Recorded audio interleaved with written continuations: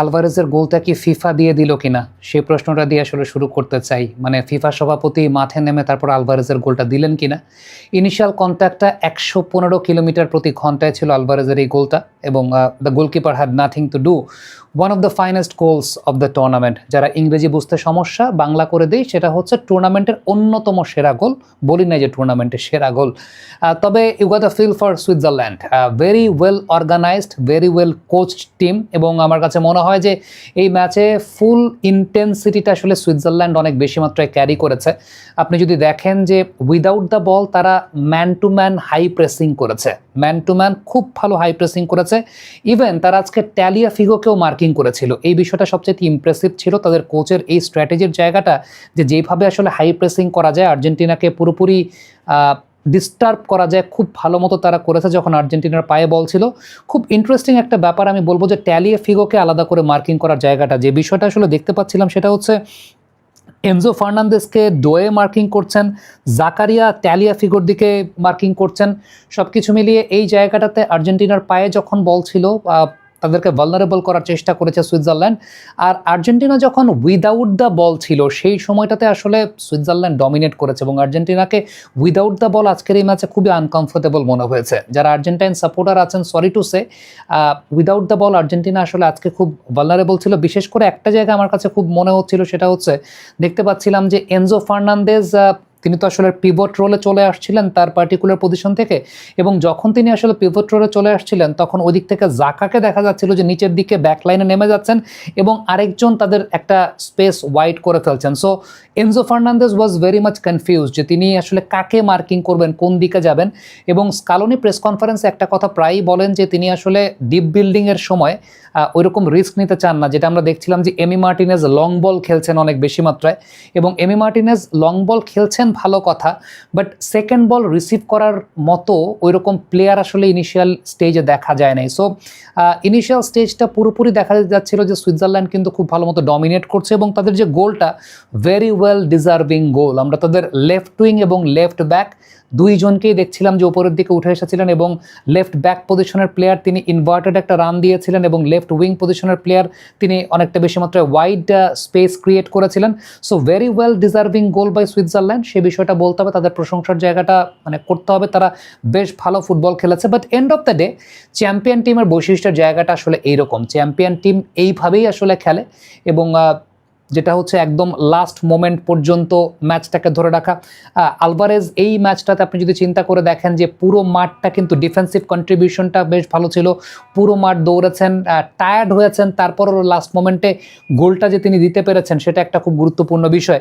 এবং এই গোলটার ইনিশিয়েটার কিন্তু ইনিশিয়ালি লিওনেল মেসি। আপনি যদি দেখেন যে ডান প্রান্ত থেকে মেসি কিন্তু একটা অ্যাটাক জেনারেট করেছিলেন এবং কিক নিয়েছিলেন, গোলকিপার সেটাকে সেভ করে দিয়েছিলেন। আফটার দ্যাট ওই জায়গাটা থেকেই পরবর্তী সময় আলভারেজ কিন্তু গোল দিয়েছেন। আমাদের লাস্ট একটা ভিডিও ছিল অনফিল্ডের পর্দায় গত রাতে, সুইজারল্যান্ড কেমন খেলে। আমরা সুইজারল্যান্ডের লাস্ট ব্যাকলাইন নিয়ে কথা বলতে গিয়ে একটা কথা বলেছিলাম যে এই ম্যাচে আলভারেজ এবং লাউতারো মার্টিনেজ তাদের গোল পাওয়ার সম্ভাবনা আছে। ফরচুনেটলি দুজনই গোল পেয়েছেন। লাউতারো মার্টিনেজ লাস্টে গোল পেয়েছেন, মানে এতটা অ্যাকুরেটলিভাবে আসলে বলি নেই বা বলতে চাই নেই। যারা সেই ভিডিওটা দেখেন নাই দেখে আসতে পারেন, সুইজারল্যান্ডের কেমন টিম সেই ব্যাপারটা নিয়ে তখন বলেছিলাম যে তাদের লাস্ট ব্যাকলাইনটা ভালনারেবল থাকার কারণে একজনের গোল পাওয়ার সম্ভাবনা আছে, বাট দুজনই গোল পেয়েছেন, এবং লাস্টের দিকে আসলে তখন সুইজারল্যান্ড তো অল আউট অ্যাটাকে চলে গিয়েছিল। দ্যাট ওয়াজ দ্য কেস, যে কারণে ব্যাপারটা ঘটেছে। আর এমবলোর লাল কার্ড পাওয়া মানে ডাবল ইয়েলো কার্ড পাওয়া নিয়ে অনেকের সংশয়ের জায়গা থাকতে পারে, বাট এটা অ্যাকর্ডিং টু ফিফা ল হয়েছে। এটা নিয়ে আলাদা আরেকটা ভিডিও আসলে করব, যে এখানে একটা ব্যাপার আছে, সেটা হচ্ছে যদি রেফারি প্যারাদেসকে কার্ড না দিলে এই জায়গাটা আসলে ভার ইন্টারফেয়ারেন্সটা হতো না, এবং ভার ইন্টারফেয়ারেন্স না হলে এই অভিনয়টাও ধরা পড়তো না, এবং তিনি আসলে ডাবল ইয়েলো কার্ডটাও পেতেন না। ডেফিনেটলি তিনি অভিনয় করেছেন, এবং তার জন্য ফিলিং পিটি যে এখন এই ভারের এই সময়টাতে তিনি অভিনয়টা কেন করতে গেলেন, এটা আসলে নিজের বিপদটা তারা নিজেরাই ডেকে এনেছেন সত্যি কথা বলতে। তবে এখানে অ্যাকর্ডিং টু ফিফা ল ওই জায়গাটাতে আসলে ভার ইন্টারফেয়ার করেছে অ্যাজ বিকজ প্যারাডাইসকে একটা ফেক মানে একটা ভুয়া ইয়েলো কার্ড দেখানো হয়েছিল। রেফারি মনে করেছিলেন যে প্যারাডাইস চার্জ করেছে। সো এটা যদি আসলে বিষয়টা মিস্টেকেন আইডেন্টিটি না হতো, এটা ধরাও পড়তো না অভিনয়টা। সো ওই ভদ্রলোক আসলে সেকেন্ড ইয়েলো কার্ডটা খেতেন না। এই নিয়মটা নিয়ে আমি এন্টায়ার একটা আলাদা ভিডিও করবো। সো মানে ফ্যাক্টের জায়গা হচ্ছে যে এই ম্যাচটা ভালো ম্যাচ হয়েছে। আর লিওনেল মেসিকে আমরা পজিশনাল ফ্লুইডিটির জায়গাটাও দেখেছি, খুব ভালো মেনটেন করেছেন পজিশনাল ফ্লুইডিটি।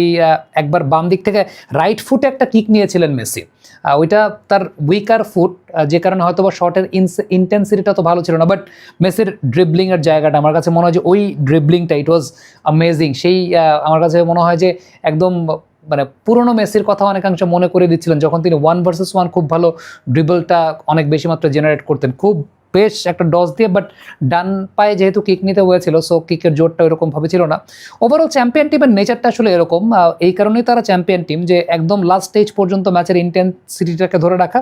বাট সুইজারল্যান্ড ভালো ফুটবল খেলেছে, এবং আর্জেন্টিনার যে বিষয়টা সেটা হচ্ছে যে উইদাউট দ্য বল আর্জেন্টিনার যে আনকমফোর্টেবল ব্যাপারটা, যেটা বারবার স্কালোনি বলেন যে তিনি কখনোই মানে ডিপ বিল্ড আপের সময় রিস্ক নেওয়া পছন্দ করেন না, যেটা আজকে অনেক বেশি মাত্রায় ওই যে বল দিয়েছেন, এমি মার্টিনেজ বল বের করে দিয়েছেন, কিন্তু রিসিভ করার পরে সেকেন্ড ম্যান মানে সেকেন্ড বলটা উইন করার মানুষ ওই জায়গাটায় ছিল না। সো আর্জেন্টিনা অ্যাটাকও আসলে ওইভাবে ইনিশিয়েট করে নেই, বাট আফটার দ্যাট আস্তে আস্তে আস্তে আস্তে গ্র্যাজুয়ালি বিল্ড আপ করেছে, সাবস্টিটিউটগুলো হয়েছে।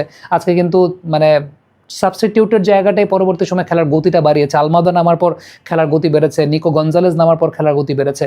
সব কিছু মিলে এইভাবে আসলে চ্যাম্পিয়ন টিম বিল্ড আপ করে। So that is it. যারা হয়তো বা মানে কনস্পিরেসি থিওরি তৈরি করলে তো অনেক কিছুই করা যায়, মাঠের ফুটবলটা এনজয় করাটাই মনে হয় আমার কাছে সবচেয়ে ইম্পর্টেন্ট ব্যাপার। আলভারেজের গোলটা তো নিশ্চয়ই ফিফা সভাপতি এসে দিয়ে যাননি, আলভারেজ নিজেই গোল দিয়েছে। এবং এই ম্যাচে মানে আরেকটা বিষয়, আর্জেন্টিনা কিন্তু কার্ড খেয়েছে অনেকগুলো, সেটাও একটা গুরুত্বপূর্ণ বিষয়, যেটা হয়তো বা অনেকে বলেন যে আর্জেন্টিনা কার্ড খায় না বা ফিফা আর্জেন্টিনাকে মানে অ্যাডভান্টেজ দেয়। তো আজকের এই ম্যাচে আমার কাছে তো মনে হয় না যে কোনো কন্ট্রোভার্সিয়াল সিদ্ধান্তের জায়গা থাকার কথা। কমেন্ট বক্সে আপনাদের মন্তব্য মতামত জানতে চাই, লিখে পাঠাবেন।